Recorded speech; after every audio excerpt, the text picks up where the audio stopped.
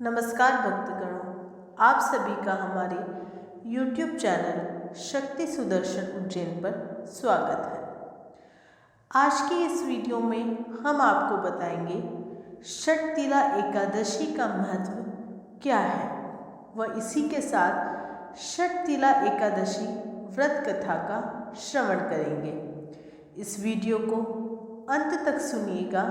यदि आप हमारे चैनल पर नए हैं तो चैनल को सब्सक्राइब करें और बेल आइकन को दबाएं। चलिए वीडियो शुरू करते हैं। पोष पुत्रदा एकादशी के उपरांत माघ माह के कृष्ण पक्ष में आने वाली इस एकादशी को षटतिला एकादशी कहा जाता है। तिल स्नान, तिल का उपटन, तिल का हवन, तिल का तर्पण, तिल का भोजन और तिलों का दान, तिल के ये 6 प्रयोग इस व्रत में अवश्य करें। इनके प्रयोग के कारण यह षटतिला एकादशी कहलाती है। इस व्रत के करने से अनेक प्रकार के पाप नष्ट हो जाते हैं। षटतिला एकादशी का महत्व इस प्रकार है। एक समय दालभ्य ऋषि ने पुलत्स्य ऋषि से पूछा कि हे महाराज, पृथ्वी लोक में मनुष्य ब्रह्म हत्या आदि महान पाप करते हैं, पराय धन की चोरी तथा दूसरे की उन्नति देखकर ईर्ष्या करते हैं, साथ ही अनेक प्रकार के व्यसनों में फंसे रहते हैं, फिर भी उनको नरक प्राप्त नहीं होता। इसका क्या कारण है? वे न जाने कौन सा दान पुण्य करते हैं जिससे उनके पाप नष्ट हो जाते हैं। यह सब कृपा पूर्वक आप कहिए। पुलस्त्य मुनि ने कहा कि हे महाभाग, आपने मुझसे अत्यंत गंभीर प्रश्न पूछा है। इससे संसार के जीवों का अत्यंत भला होगा।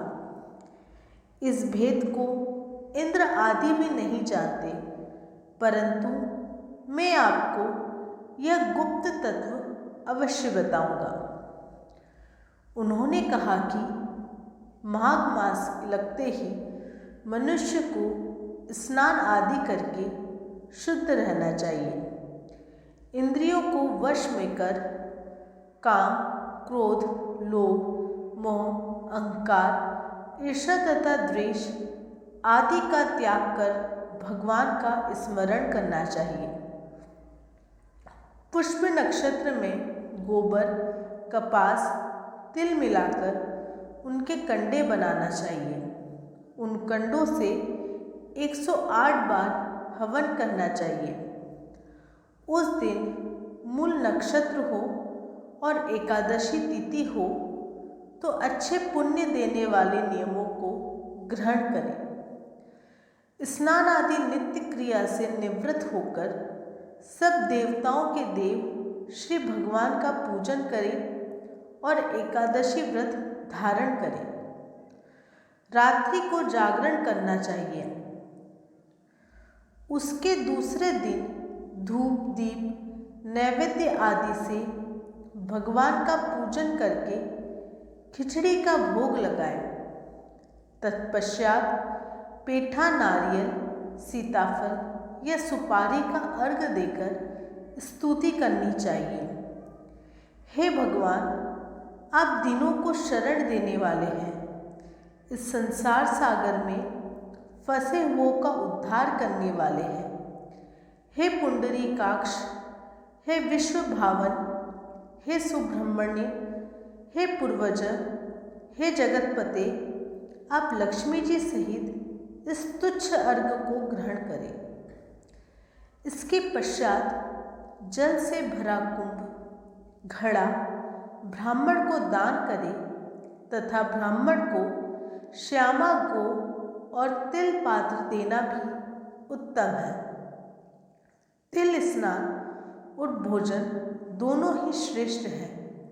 इस प्रकार जो मनुष्य जितने तिलों का दान करता है उतने ही 1000 वर्ष स्वर्ग में वास करता है। इतना कहकर पुलत्स्य ऋषि कहने लगे कि अब मैं तुमसे इस एकादशी की कथा कहता हूँ। एक समय नारद जी ने भगवान श्री विष्णु जी से यही प्रश्न किया था और भगवान ने जो षटतिला एकादशी का महात्म्य नारद जी से कहा सो मैं तुमसे कहता हूँ। भगवान ने नारद जी से कहा कि हे नारद, मैं तुमसे सत्य घटना कहता हूँ, ध्यानपूर्वक सुनो। प्राचीन काल में मृत्युलोक में एक ब्राह्मणी रहती थी। वह सदैव व्रत किया करती थी। एक समय वह 1 मास तक व्रत करती रही। इससे उसका शरीर अत्यंत दुर्बल हो गया। यद्यपि वह अत्यंत बुद्धिमान थी, तथापि उसने कभी देवताओं या ब्राह्मणों के निमित्त अन्न या धन का दान नहीं किया था। इससे मैंने सोचा कि ब्राह्मणी ने व्रत आदि से अपना शरीर शुद्ध कर लिया है, अब इसे विष्णु लोक को मिल ही जाएगा। परंतु इसने कभी अन्न का दान नहीं किया, इससे इसकी तृप्ति होना कठिन है। भगवान ने आगे कहा, ऐसा सोचकर मैं भिखारी के वेश में मृत्युलोक में उस ब्राह्मणी के पास गया और उससे भिक्षा मांगी। वह ब्राह्मणी बोली, महाराज, किस लिए आए हो? मैंने कहा, मुझे भिक्षा चाहिए। इस पर उसने एक मिट्टी का ढेला मेरे भिक्षा पात्र में डाल दिया। मैं उसे लेकर स्वर्ग में लौट आया। कुछ समय बाद ब्राह्मणी भी शरीर त्याग कर स्वर्ग में आ गई। उस ब्राह्मणी को मिट्टी का दान करने से स्वर्ग में सुंदर महल मिला, परंतु उसने अपने घर को अन्न आदि सब सामग्रियों से शून्य पाया। घबराकर वह मेरे पास आई और कहने लगी कि भगवान, मैंने अनेक व्रत आदि से आपकी पूजा की, परंतु फिर भी मेरा घर अन्न आदि सब वस्तुओं से शून्य है। इसका क्या कारण है? इस पर मैंने कहा, पहले तुम अपने घर जाओ, देव स्त्रियां आएंगी तुम्हें देखने के लिए। पहले उनसे षटतिला एकादशी का पुण्य और विधि सुन लो, तब द्वार खोलना। मेरे ऐसे वचन सुनकर वह अपने घर गई। जब देव स्त्रियां आईं और द्वार खोलने को कहा तो ब्राह्मणी बोली, आप मुझे देखने आई है तो षटतिला एकादशी का महात्म्य मुझसे कहो।